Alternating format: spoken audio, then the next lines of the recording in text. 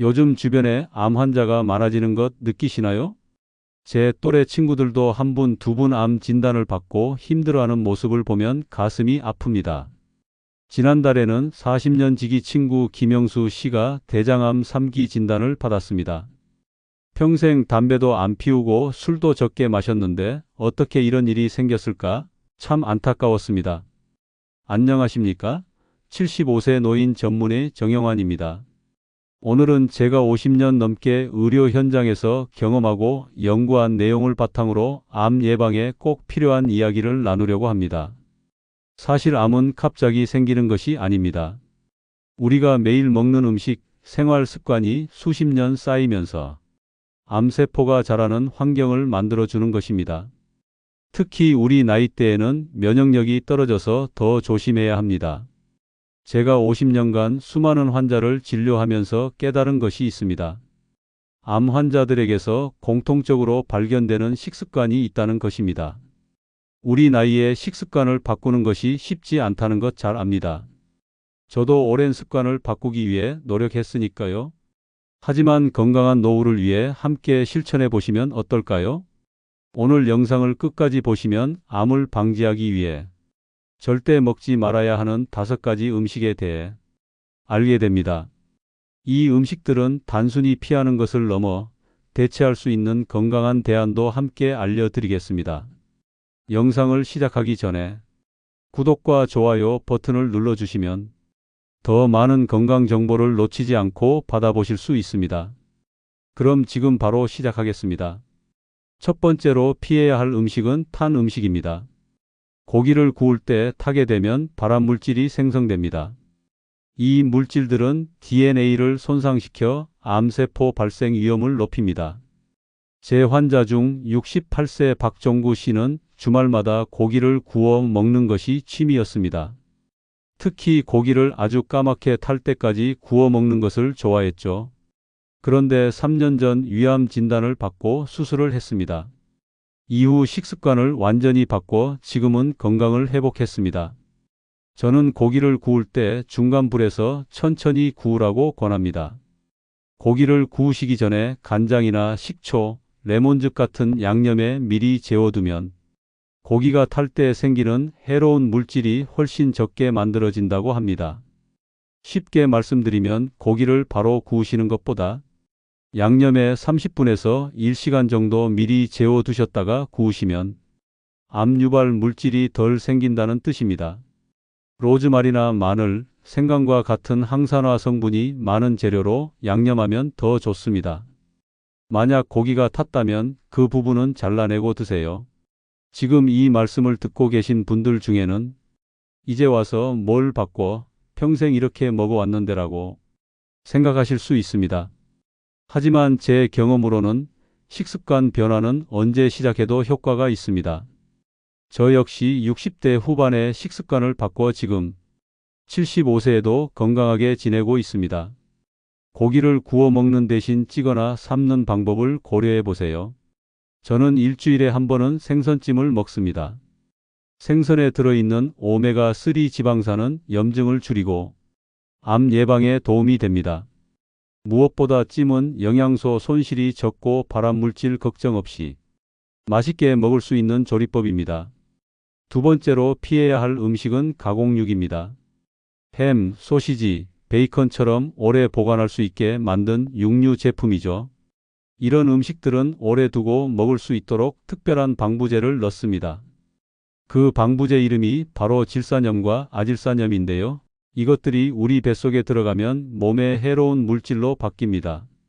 쉽게 말해 이 방부제가 우리 위장 속에서 암을 일으킬 수 있는 나쁜 물질로 변한다는 뜻입니다.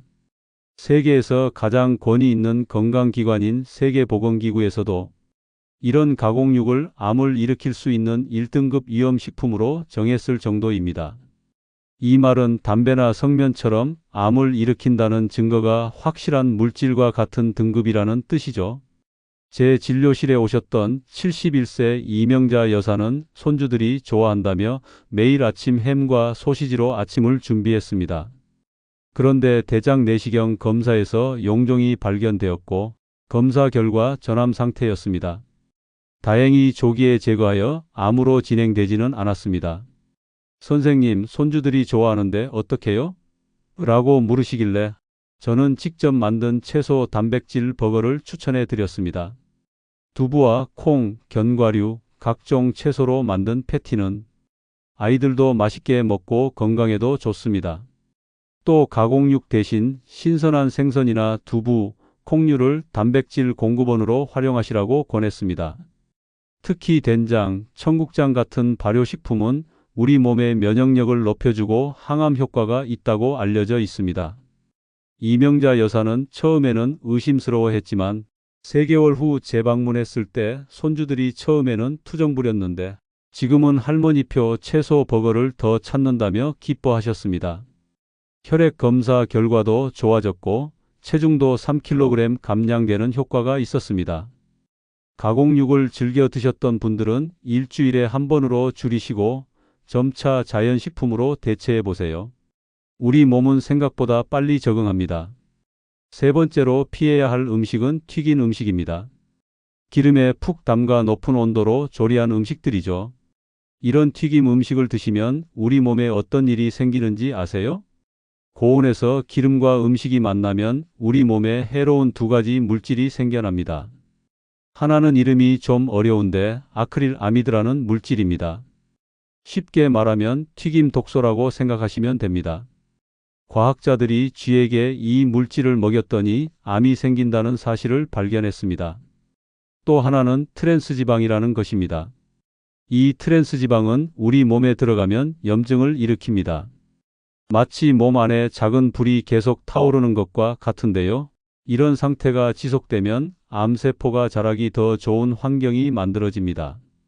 쉽게 말해 튀긴 음식을 자주 드시면 몸 안에 암세포가 자랄 수 있는 비옥한 땅을 만들어주는 셈이죠. 제 오랜 지인인 73세 최동철 씨는 평생 튀김 요리를 좋아했습니다. 특히 치킨과 튀김 요리를 일주일에 3-4번 드셨죠. 지난해 간 기능검사에서 수치가 좋지 않아 상담을 왔습니다. 초음파 검사 결과 지방간이 심한 상태였고 염증 수치도 높았습니다. 정 선생, 이 나이에 뭐 그리 오래 살겠다고 먹는 것까지 참아야 하나? 라고 말씀하셨지만 저는 고생해서 일군 노후를 아프게 보내고 싶으세요? 라고 되물었습니다. 우리가 오래 사는 것도 중요하지만 건강하게 독립적으로 사는 것이 더 중요하니까요. 최 씨에게 제안한 대안은 에어프라이어를 활용한 조리법이었습니다. 기름을 최소화하면서도 비슷한 식감을 즐길 수 있습니다. 또한 구운 요리나 찐 요리를 대안으로 제시했습니다. 처음에는 맛이 없다고 불평했지만 6개월 후 간 수치가 정상으로 돌아오고 체중도 5kg 감량되자 정 선생 덕분에 살았다며 고마워했습니다. 튀김 대신 구이나 찜으로 바꾸는 것이 어렵다면 처음에는 기름 온도를 170도 이하로 유지하고 올리브유나 아보카도유 같은 건강한 기름을 사용하세요. 그리고 튀긴 음식을 먹더라도 채소와 함께 드셔서 항산화 물질을 충분히 섭취하는 것이 좋습니다. 네 번째로 피해야 할 음식은 과도한 설탕 섭취입니다. 달콤한 설탕 참 좋아하시는 분들 많으시죠? 하지만 설탕이 우리 몸에 미치는 영향을 아시면 깜짝 놀라실 겁니다. 설탕 자체는 담배처럼 직접 암을 일으키는 물질은 아닙니다. 그런데 문제는 설탕을 많이 먹으면 우리 몸에 2가지 나쁜 변화가 생깁니다. 첫째, 인슐린 저항성이 생깁니다. 쉽게 말씀드리면 우리 몸이 혈당을 조절하는 인슐린이라는 호르몬에 점점 둔감해지는 현상입니다. 마치 아이가 부모님 말씀을 계속 안 듣게 되는 것처럼요. 그러면 몸 안의 혈당 조절이 잘 안 됩니다. 둘째, 만성 염증이 생깁니다. 이건 우리 몸 구석구석에 작은 상처가 계속 생기는 상태라고 보시면 됩니다. 눈에 보이진 않지만 몸 안에서는 계속 소방차가 출동해야 하는 화재 같은 상황이 벌어지는 거죠. 이렇게 혈당 조절이 안 되고 몸 안에 염증이 생기면 암세포가 자라기 딱 좋은 환경이 만들어집니다. 마치 잡초가 자라기 좋은 비옥한 땅과 같은 거죠. 특히 췌장암, 유방암, 대장암은 이런 환경에서 더 잘 자란다는 연구 결과가 있습니다. 췌장은 당연히 설탕과 직접 관련이 있으니 영향을 많이 받고 유방이나 대장도 설탕 때문에 생긴 몸의 변화에 민감하게 반응한다고 보시면 됩니다. 제 환자 중 65세 정미숙 씨는 평생 단 것을 좋아했습니다. 커피에는 항상 설탕을 2스푼씩 넣고 매일 디저트를 드셨죠. 당뇨 진단을 받고도 조금만 먹으면 괜찮겠지 하며 간식을 계속 드셨습니다. 결국 당뇨 합병증이 생겼고 정기 검진에서 췌장에 이상이 발견되어 정밀 검사를 받았습니다. 다행히 초기 단계였지만 이 경험은 정 씨에게 큰 경각심을 주었습니다. 저는 그녀에게 설탕 대신 스테비아나 자일리톨 같은 천연 감미료를 권했습니다. 과일로 단맛을 대체하는 방법도 알려드렸습니다. 과일에는 설탕이 들어있지만 식이섬유와 비타민, 미네랄이 함께 있어 혈당 상승을 완화시킵니다. 정 선생님, 제가 60년 넘게 단 것을 좋아했는데 어떻게 끊어요? 라고 하셔서 저는 갑자기 끊는 것이 아니라 조금씩 줄여보세요 라고 제안했습니다. 처음에는 커피에 넣는 설탕을 반으로 줄이고 디저트는 일주일에 한 번으로 제한했습니다. 3개월 후 정 씨는 이제 커피를 블랙으로 마셔도 괜찮아요. 오히려 커피 본연의 맛을 느낄 수 있어 좋아요 라고 말했습니다. 혈당 수치도 안정되었고 췌장 상태도 호전되었습니다. 우리 나이에는 당 대사 능력이 젊었을 때보다 떨어지기 때문에 더욱 주의해야 합니다. 설탕 섭취를 줄이고 복합 탄수화물, 현미, 잡곡 등으로 대체하세요. 5번째로 피해야 할 음식은 알코올입니다.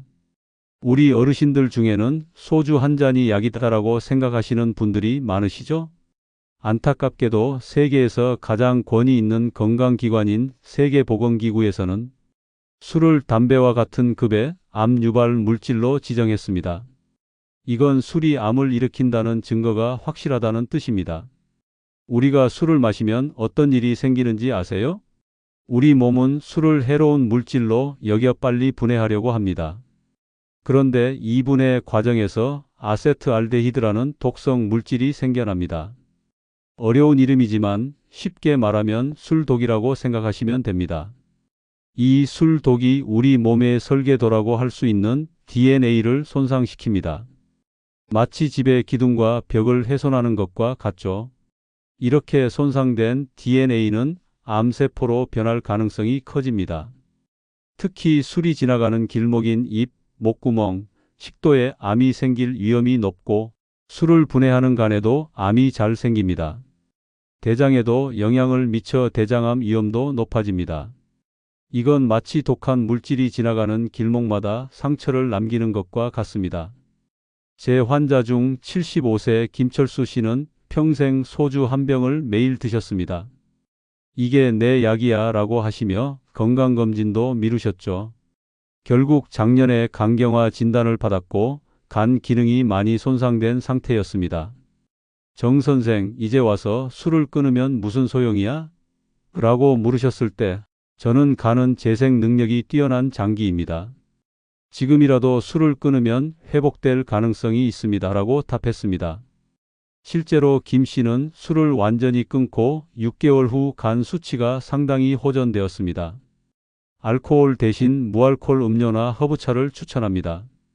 특히 녹차는 항산화 물질인 카테킨이 풍부해 암 예방에 도움이 됩니다. 대추차, 생강차도 좋은 대안입니다. 사회적 모임에서 음주 압박을 느끼신다면 건강상의 이유를 분명히 밝히고 무알콜 맥주나 음료로 대체하세요. 여러분 중에는 평생 마셔온 술을 어떻게 끊어? 라고 생각하시는 분들이 계실 겁니다. 처음부터 완전히 끊기 어렵다면 주량을 절반으로 줄이고 점차 횟수를 줄여보세요. 술자리에서도 물을 번갈아 마시는 방법이 있습니다. 제가 60대 중반까지 주 3회 정도 소주 반병씩 마셨습니다. 하지만 동료 의사들의 간경화, 간암 사례를 보며 경각심을 느꼈습니다. 처음에는 주 1회로 줄이고 결국 완전히 끊었습니다. 지금은 차 한 잔의 여유가 술보다 더 큰 행복을 준다는 것을 깨달았습니다. 지금까지 피해야 할 5가지 음식에 대해 말씀드렸습니다. 그런데 단순히 이런 음식을 피하는 것만으로는 부족합니다. 암 예방을 위해 적극적으로 섭취해야 할 음식도 있습니다. 첫째, 초록색 채소, 특히 브로콜리, 양배추, 케일 같은 채소를 많이 드세요. 이런 채소들은 모양을 보면 꽃잎이 십자가처럼 생겨서 십자화과 채소라고 부릅니다. 우리 어머니 세대에서는 배추가 대표적인 이 채소 가족이죠. 이 채소들이 왜 좋을까요? 이 채소들 안에는 설포라판이라는 특별한 성분이 들어 있습니다. 어려운 이름이니까 그냥 암퇴치 성분이라고 생각하시면 됩니다. 이 성분이 몸 안에서 암세포가 자라는 것을 막아주는 역할을 합니다. 쉽게 말씀드리면 암세포가 우리 몸에서 자라려고 할 때 이 성분이 안 돼, 더 이상 자라면 안 돼, 라고 신호를 보내는 거죠. 마치 잡초가 자라지 못하게 막는 농약 같은 역할을 한다고 보시면 됩니다. 다만 이건 우리 몸에 해롭지 않고 오히려 이로운 자연의 농약인 셈입니다. 제 환자 중 유방암을 이겨낸 68세 박영희 씨는 매일 브로콜리 반 개를 쪄서 드셨습니다. 5년 후 검진에서도 암의 재발 없이 건강을 유지하고 계십니다. 둘째, 항산화 물질이 풍부한 베리류를 드세요. 블루베리, 딸기, 라즈베리 등은 안토시아닌이 풍부해 활성산소를 제거하고 DNA 손상을 예방합니다. 특히 아침 식사에 요구르트와 함께 드시면 좋습니다. 셋째, 마늘과 양파를 자주 드세요. 마늘에 함유된 알리신은 강력한 항암 효과가 있습니다. 제 장인어른은 평생 마늘을 즐겨 드셨는데 95세까지 건강하게 사셨습니다. 양파에는 퀘르세틴이라는 성분이 있어 염증을 줄이고 암세포 성장을 억제합니다. 넷째, 견과류를 간식으로 드세요. 호두, 아몬드, 브라질너트 등은 셀레늄, 비타민 E, 오메가3 지방산이 풍부해 암 예방에 도움이 됩니다. 하루 한 줌 약 30g 정도가 적당합니다. 다섯째, 녹차를 자주 마시세요. 녹차에 함유된 카테킨은 강력한 항산화제로 특히 폐암, 유방암, 전립선암 예방에 효과적입니다. 제가 매일 아침 녹차 한 잔으로 하루를 시작하는 이유입니다. 정 선생님, 이런 음식이 맛있나요? 라고 물으시는 분들이 많습니다. 처음에는 입맛에 맞지 않을 수 있지만 몸이 점차 적응하면서 자연식품의 본연의 맛을 느끼게 됩니다. 건강해지는 느낌은 어떤 맛보다 값진 경험입니다. 암 예방을 위해서는 식이요법뿐만 아니라 생활 습관 개선도 중요합니다. 제가 환자들에게 항상 강조하는 생활 수칙 몇 가지를 소개해 드리겠습니다. 첫째, 충분한 수면을 취하세요. 수면 중에 우리 몸은 회복하고 손상된 세포를 복구합니다. 불면증이 있으신 분들은 잠자리에 들기 전 따뜻한 우유나 허브차를 드시고 전자기기는 1시간 전에 끄는 것이 좋습니다. 제 환자 중 70세 이상철 씨는 평생 5시간 이하로 주무셨습니다. 잠은 죽어서 실컷 자지라며 수면을 중요하게 생각하지 않았죠. 그런데 면역력이 약해져 감기도 자주 걸리고 피로감이 지속되었습니다. 7시간 이상 수면을 취하도록 조언한 후 3개월 만에 건강 상태가 눈에 띄게 호전되었습니다. 둘째, 규칙적인 운동을 하세요. 하루 30분 이상 걷기만 해도 대장암, 유방암 등의 위험을 20% 이상 낮출 수 있습니다. 무리한 운동보다는 지속할 수 있는 가벼운 운동이 중요합니다. 셋째, 스트레스를 관리하세요. 만성적인 스트레스는 면역 기능을 저하시켜 암세포가 자라기 좋은 환경을 만듭니다. 명상, 심호흡, 취미 활동 등으로 스트레스를 해소하세요. 제 아내는 10년 전 유방암 진단을 받았습니다. 항암 치료와 함께 식이요법, 운동, 명상을 병행했고 현재는 완치 판정을 받았습니다. 특히 매일 아침 10분간의 명상이 스트레스 관리에 큰 도움이 되었다고 합니다. 넷째, 정기검진을 꼭 받으세요. 암은 초기에 발견할수록 치료 성공률이 높습니다. 우리 나이대에는 더욱 중요합니다. 국가암검진도 적극 활용하시길 권합니다. 다섯째, 금연하세요. 아직도 담배를 피우시는 분이 계시다면 지금 당장 끊으세요. 흡연은 폐암뿐만 아니라 거의 모든 종류의 암 위험을 높입니다. 이제 와서 생활 습관을 바꾸기 힘들다고 생각하실 수 있습니다. 하지만 제 50년 의료 경험에서 볼 때 나이가 많더라도 생활 습관 개선 효과는 분명히 나타납니다. 이제 여러분들이 가장 궁금해하실 질문에 답해 드리겠습니다. 암에 걸린 후에는 어떤 음식을 피해야 할까요? 암 치료 중이거나 암을 이겨내신 분들은 앞서 말씀드린 5가지 음식, 탄 음식, 가공육, 튀긴 음식, 과도한 설탕, 알코올을 더욱 엄격히 피하셔야 합니다. 추가로 몇 가지 더 말씀드리자면, 첫째, 곰팡이가 피거나 오래된 음식은 절대 드시면 안 됩니다. 곰팡이 독소는 간에 부담을 주고 면역력을 약화시킵니다. 특히 아플라톡신이라는 곰팡이 독소는 간암을 유발할 수 있습니다. 둘째, 과도한 철분 섭취를 조심하세요. 철분은 필수 영양소지만 과다 섭취는 암세포 성장을 촉진할 수 있습니다. 특히 철분 보충제는 전문의와 상담 후 복용하세요. 셋째, 인공 감미료 사용을 줄이세요.